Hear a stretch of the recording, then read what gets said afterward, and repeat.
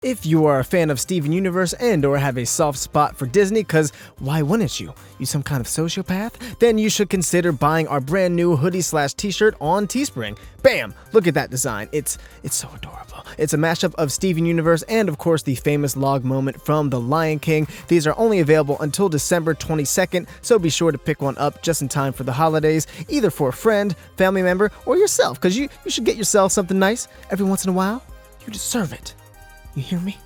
You deserve it. The art was done by my boy Michael Fortman, aka Sir Fluffy Fox, so be sure to check him out down below as well. He does awesome art. But yeah, buy this thing. It's a cool thing, and you'll be a cool person if you wear it, or whatever. Okay, enjoy insert video here. What is going on, everybody? This is Michael Williams from Cartoon Universe, and today I have a bit of an unorthodox theory for you guys. This is something that I didn't really buy into at first, but upon further evidence, it looks like it actually may be the case. At least it's pretty likely. It turns out that the present-day events of Steven Universe don't actually take place around the current time period of the real world, but instead take place sometime in the 2020s after Kanye West has already been inevitably elected president. Yes, of course, this sounds insane. Not the Kanye thing, the future thing. Well, yeah, the Kanye thing too, but hey, you know.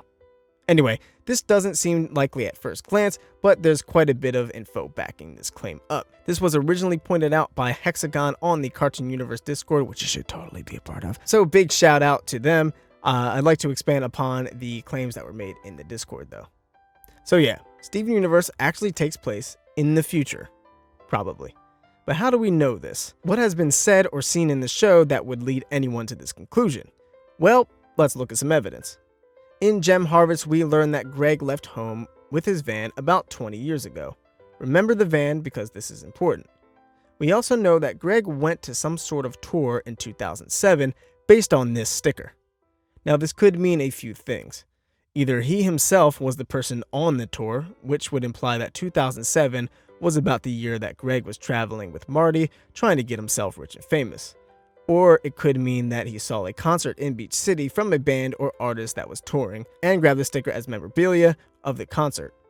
Or he could have been following a band or artist around during their tour, which is definitely the least likely of the three options. Well, let's look at another piece of evidence, and potentially the biggest piece of evidence for piecing this all together, which is Greg's van.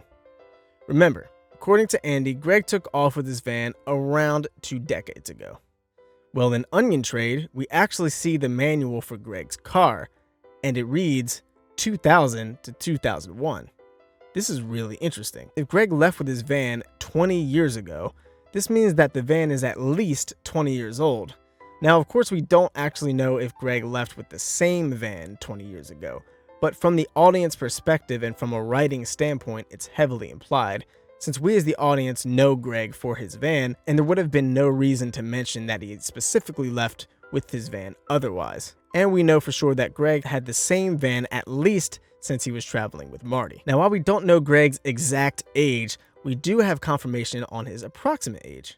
We know that in the home video in Lion 3, Greg is in his 30s, and thanks to confirmation from writer and storyboard artist Joe Johnston, we know that Greg is in his mid-40s currently. And it was stated in Steven's birthday that Greg met the Gems when he was 22, so that means in the flashback and story for Steven, Greg was 22. So it is heavily implied that Greg bought his van around 2000 to 2001. Now let's assume for a second that the tour that was mentioned on this sticker was his tour that he ended up quitting in story for Steven. That took place in 2007. And apparently, though I cannot confirm this 2007 tour definitively took place before Steven was born, according to some members of the Crewniverse. Now, we don't know how long Greg was touring exactly, or what exact year he left, but we do know that Greg was 22 at the time of meeting the Gems, so he could have been 22 when he left, he could have been 20, 21, 18, who knows. But assuming it was 2007 when he met the Gems after quitting his potential tour, and he was in his 30s during Lion 3 video, and he is currently in his mid-40s, then that means the current events would have to take place sometime in the 2020s. Now, what about the style and technology in Steven Universe? Well, Steven Universe has an interesting blend of modern and retro technology. There could be a couple of reasons for this. One, it is an alternate version of Earth, where the states and cities are based on real-life states and cities, but named and structured differently than their real-world counterparts. Hell, Russia doesn't even exist. So it's fair to reason that the overall world has a different pace when it comes to advancement of culture. As we can see, in the Greg flashbacks, it looks like the crystal gems are mostly in 80s, 90s style attire to kind of match up with human society, similar to how they were dressed in a more colonial style in this old picture.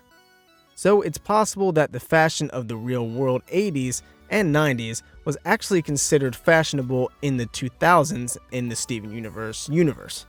Seems reasonable enough. But what about the technology? Well, we clearly have plenty of examples of present-day technology. Peridot is given a tablet with multiple modern apps, including not only more long-standing ones like Facebook and Twitter, but even newer ones like Tinder, Vine, and Neko Atsume. And we see that the humans of Earth are plenty capable of video chatting via software like Skype on their laptops. And clearly YouTube is a pretty well-established thing. Or TubeTube, whatever. What about Steven's television? It's a CRT. If you don't know what that means, it's an old retro clunky TV. And we see that he has seemed to have exclusively played Nintendo 64 and GameCube games.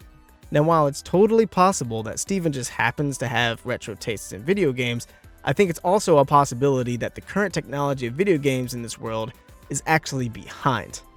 My reasoning for this is because towards the beginning of the series, Steven has an N64 every time, but later upgrades to what is next in line for Nintendo home consoles, that being the GameCube. This is something that a lot of people did as children, me included. Once the new console came out, the old was put on the shelf for a little while, for the most part. I know once I got my GameCube, I didn't really touch my N64 again until I got a bit older. I think the difference is especially apparent with the television, seeing as to my memory, I don't believe there have been any instances of seeing HD televisions in the Steven universe. Could be wrong. Even Onion has an old TV. And on top of that, in Joking Victim, Sadie feels the need to explain that a videotape is just like a DVD with a box. So DVDs do exist in this universe, and the fact that Sadie felt the need to explain what it was in the first place means that DVDs are probably relatively common at this point, but not quite enough to the point where everyone has one and not everyone has one in every room of the house. Not only did Onion have a CRT television and a videotape of his birth, but Sadie also has a CRT and a full-on collection of VHS tapes.